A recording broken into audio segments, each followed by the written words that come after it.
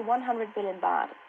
And moving on to rice exports, Thailand, the world's biggest rice exporter after India, is on track to ship the highest volume in 4 years as importing countries boost purchases to replenish stockpiles and keep a lid on food inflation. Chu Kiat Opatwong, honorary president of the Thai Rice Exporters Association, stated that exports will probably climb to 8 million tons this year as a weak currency boosts competitiveness and countries such as China look to rebuild inventories before the Lunar New Year holidays. Shipments could hold at a similar level through next year. Prices of essential foods such as wheat and cooking oil hit a record high this year after Russia's invasion of Ukraine in February throttled Black Sea supplies. That sparked a wave of food protectionism as governments curbed exports to pull prices. One country to do so was top rice shipper India, opening the door for Thailand. Rice is a staple for half the world, and while wheat soared to its highest level in March, rice was relatively subdued, helping to constrain food inflation in Asia. People in some countries, such as Indonesia, may have shifted away from expensive wheat to cheaper rice in a bid to keep food costs under control. Benchmark rice in Asia hit a high this year of $468 a ton in May and a low of $410 in July. According to data from the Thai Rice Exporters Association, those prices compare with more than $1,000 a ton during the food crisis in 2008. The country benefited this year from India's move to limit shipments and also from Iraq's return to the market. Thailand's strong rice exports reflected global food security fears and lower production in partners such as India, which accounts for almost 40% of international trade. According to the association, countries have been importing more rice to build stockpiles and keep domestic prices down. The weak baht and lower prices this year boosted Thailand's competitiveness. Estimated exports this year of 8 million tons are higher than the target of 7.5 million tons, which would already be a jump of about 20% from 2021. The largest single buyer this year is Iraq, which has accounted for 1.5 million tons. The Middle Eastern country stopped importing Thai rice after 2013 due to the quality concerns and only resumed last year. Indonesia is one of the countries buying foreign rice to increase stockpiles and cap inflation. Bulan is importing the grain for the first time since 2018, with 200,000 tons coming from Thailand, Vietnam, Pakistan, and Myanmar. The U.S. Department of Agriculture sees Indonesian demand helping to lift Thai exports to 8.5 million tons in 2023 and has increased its estimate for this year to 7.9 million tons on strong demand from Iraq. The Iraqi buying should also continue well into next year, and shipments to Indonesia are likely to increase. Thailand should have plenty of supply because of favorable weather during this year's main harvest and robust off-season production next year. And the SEC has issued a warning concerning ZipMax deals. The Securities and Exchange Commission, or SEC, is warning investors to carefully review individual agreements proposed by crypto exchange ZipMax before deciding to make a deal with the company. The Singapore-based company, which froze customer withdrawals earlier this year because of liquidity woes, recently sent a team of lawyers to clarify its restructuring plan with the SEC. The company also sent individual arrangements under the ZipUp Plus program to all creditors and customers by email on December the 16th and posted on its website the same day. ZipMax Thailand on July 20th temporarily suspended digital asset withdrawals from the company's Z wallet because ZipMax Singapore's partners, Babel Finance, and the Celsius network went bankrupt, making it impossible to withdraw funds. Zap Wallet is a ZipUp Plus investment account managed by ZipMax Singapore. The SEC receives complaints from ZipMax customers that its privacy agreement is unclear and unfair, and the SEC shares this view.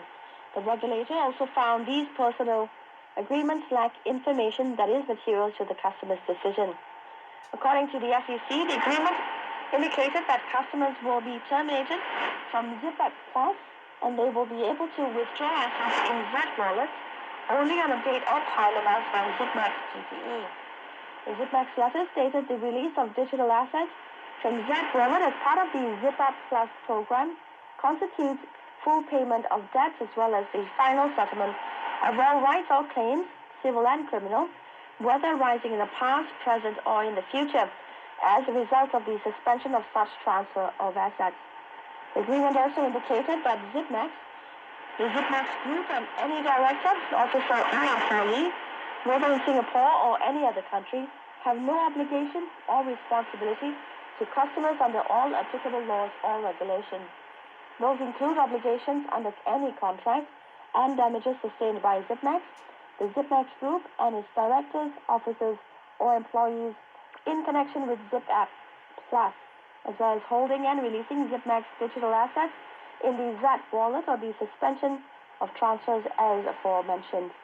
The SEC cautions customers who are qualified as Zipmax's creditors to carefully consider the agreements offered by the company before making a decision.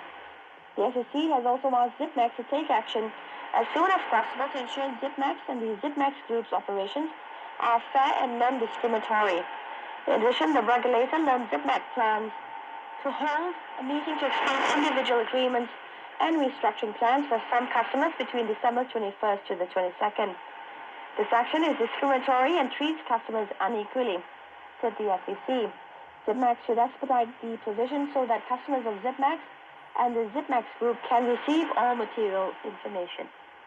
And moving on to EV bike sales, local electric motorcycle manufacturer HSM Motor expects sales in Thailand to reach 10,000 units next year and plans to increase the number of charging stations for motorcycles by 30 to 40 in 2023.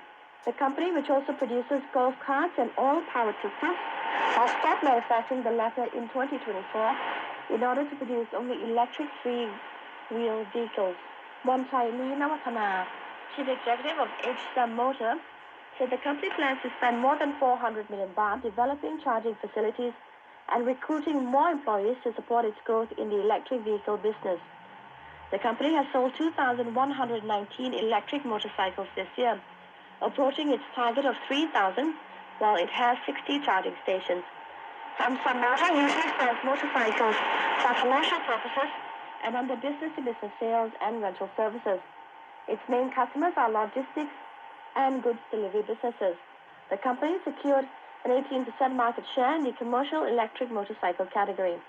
The total number of home use and commercial electric motorcycles currently stand at 8,783 units.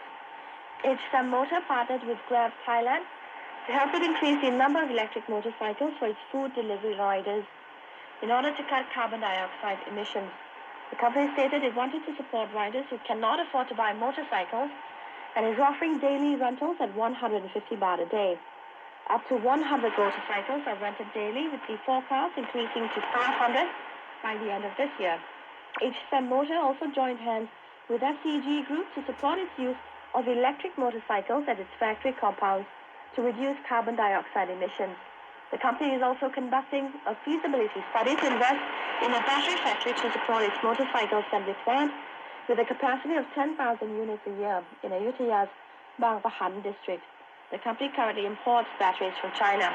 HSM Motor has a revenue target of 200 million baht for 2022. The company aims to increase revenue to more than 400 million baht next year. And moving on to the sale of the Daratevi Hotel in Chiang Mai.